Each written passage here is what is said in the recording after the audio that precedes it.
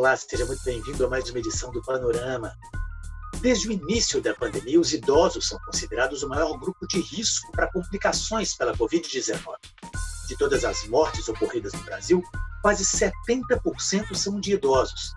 Há quem defenda o isolamento social apenas para quem tem mais de 60 anos. Seria isso um preconceito? Uma antropóloga chamou esse comportamento de velhofobia. Os cuidados com os idosos durante a pandemia são o tema do Panorama que começa agora.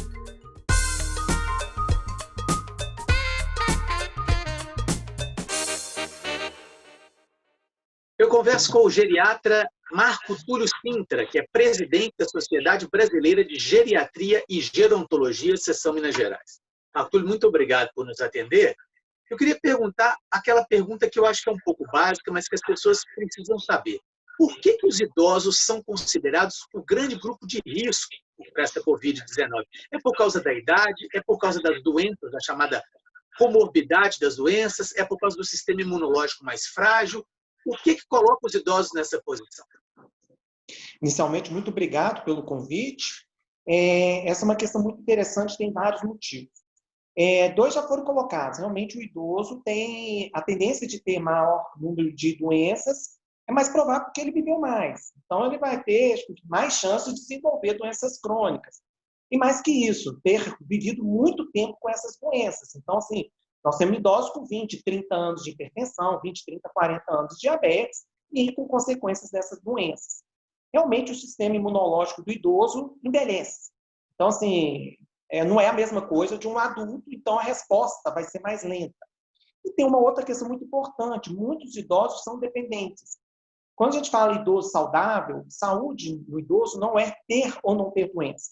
Ser saudável, idoso saudável, é um idoso independente autônomo. Aquele que sai de casa sozinho, cuida da própria vida, administra as finanças, toma remédio sozinho, ele tem boa saúde, independente das doenças que tem. Já aqueles que são dependentes, são mais debilitados, não podem sair de casa sozinhos, dentro de casa, precisam de auxílio para as atividades do dia a dia, esses idosos têm pior estado de saúde. E, com isso, tendem a ter maior risco de desenvolver formas graves se tiverem uma infecção pela SARS-CoV-2, que é o vírus, que é o coronavírus. Mas como é que a gente explica, que a gente vê, às vezes, no noticiário, idosos com 80, 90 anos internados, passando pelas complicações e saindo dessas complicações? É uma exceção ou eles têm alguma coisa específica? A mortalidade entre as pessoas acima de 80 anos, os estudos têm mostrado 15, 20%. Então, na verdade, 4 a cada 5 vão sobreviver da infecção, então por isso nós vamos ter essas cenas.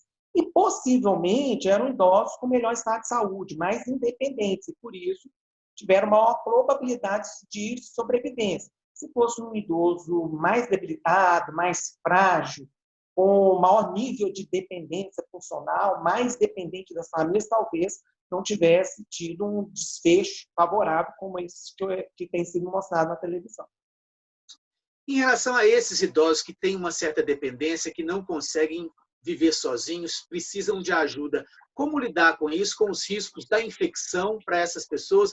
No caso, filhos, parentes, cuidadores, como é que tem que ser o que eles devem fazer para prevenir e correr o mínimo risco de contágio? Está indicado o distanciamento social. Então, o ideal é que esse idoso ficasse em casa só com aquelas pessoas que são diretamente relacionadas ao cuidado delas. E aí os outros parentes, outros familiares, amigos que não estão relacionados ao cuidado, que façam visitas virtuais, utilizem as tecnologias hoje presentes para continuar no dia a dia desse idoso, mas que evitasse estar lá fisicamente para diminuir o risco de levar a infecção para dentro, o vírus e a contaminação para dentro da casa desses idosos. E, obviamente, a higiene tem que ser muito rigorosa.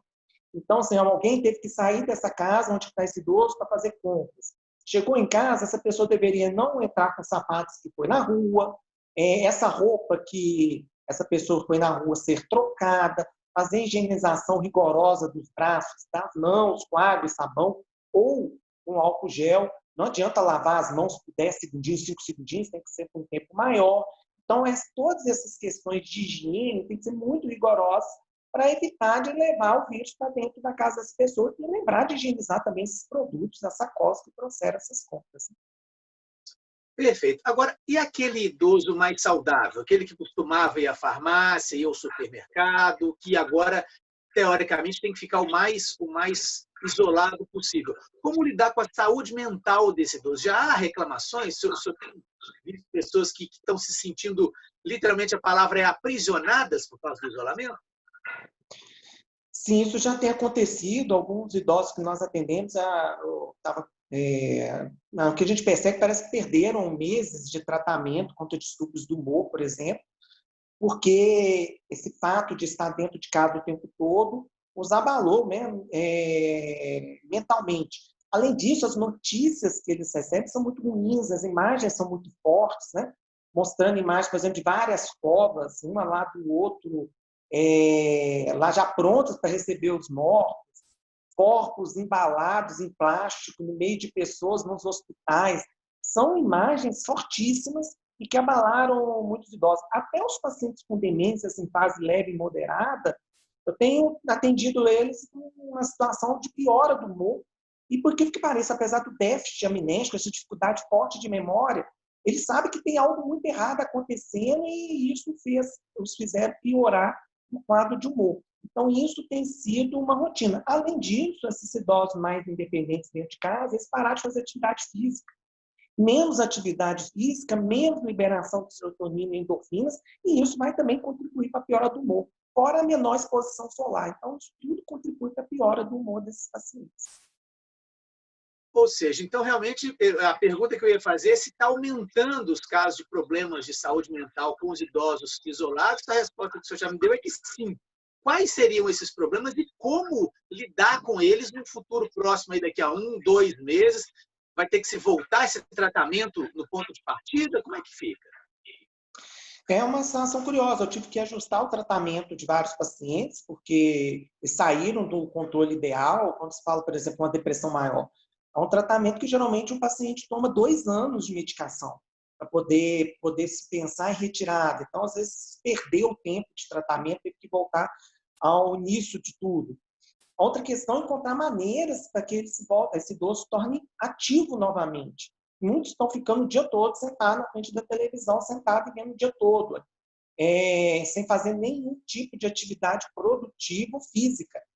Então, assim, encontrar maneiras e discutir com essas famílias e com o próprio idoso uma maneira dessa pessoa voltar a ser produtiva e de fazer algum tipo de atividade física com segurança.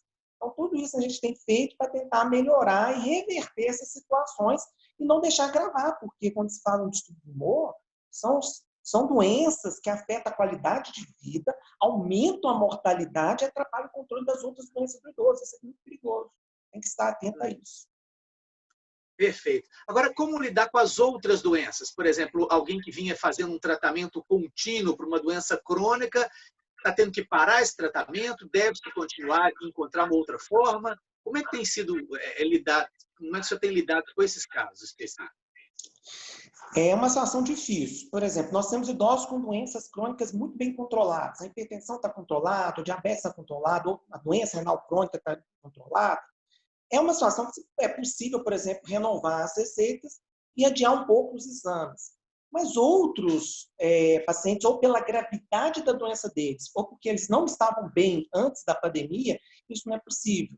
Então, assim, tem situações específicas que não é possível ficar adiando a consulta deles.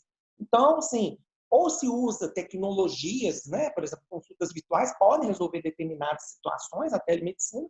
Outros, às vezes, é necessário mesmo consultas presenciais. Claro, com todo cuidado, com toda a higiene, com rigor, com uso de máscara respiratória, limpar tudo bem higienizado o consultório, mas às vezes é impossível adiar pela gravidade. Nós temos que lembrar que as outras doenças do idoso também podem levar à piora da qualidade de vida e ao óbito dessa pessoa, e isso tem que se manter o controle.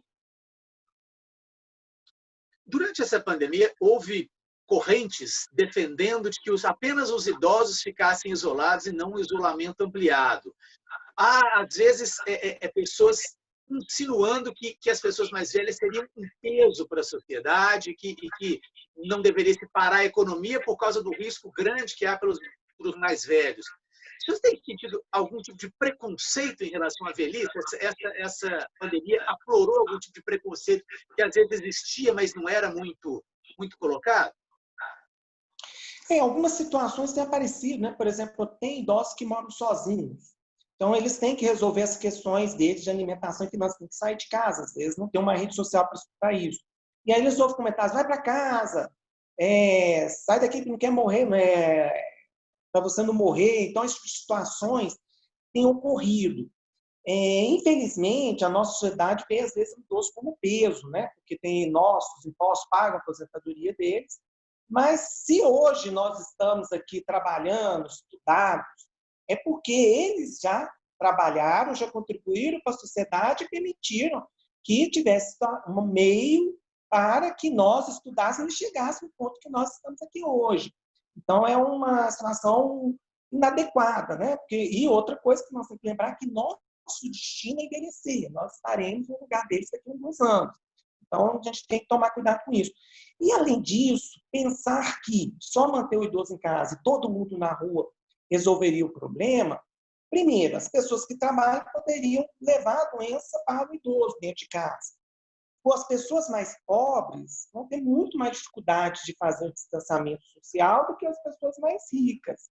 Uma casa que moram 4, 5 pessoas em 2 cômodos, como fazer o distanciamento desse idoso? É uma situação muito difícil. Então, considerando todo o contexto, o Brasil, que é um país pobre, não tinha uma condição, por exemplo, igual a Suécia, de fazer um isolamento só vertical, só colocando os idosos em casa e as pessoas com doenças crônicas em casa e liberando o restante da população. Nossa situação social não permitia isso.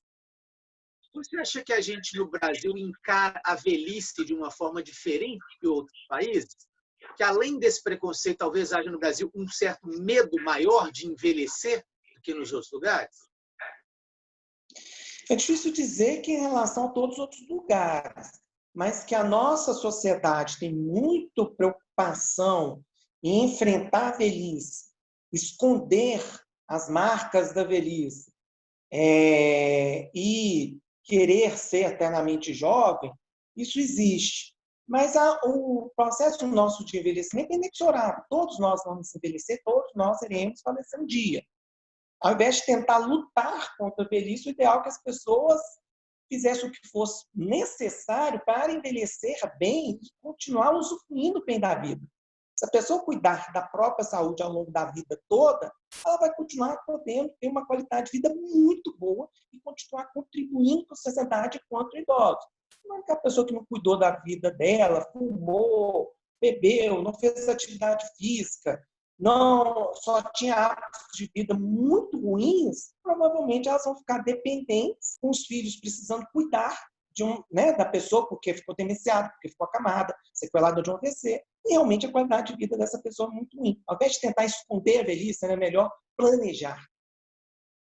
Cuidar de si mesmo para que quando nós todos chegarmos na velhice, a gente estar bem de saúde e aproveitar essa fase de vida.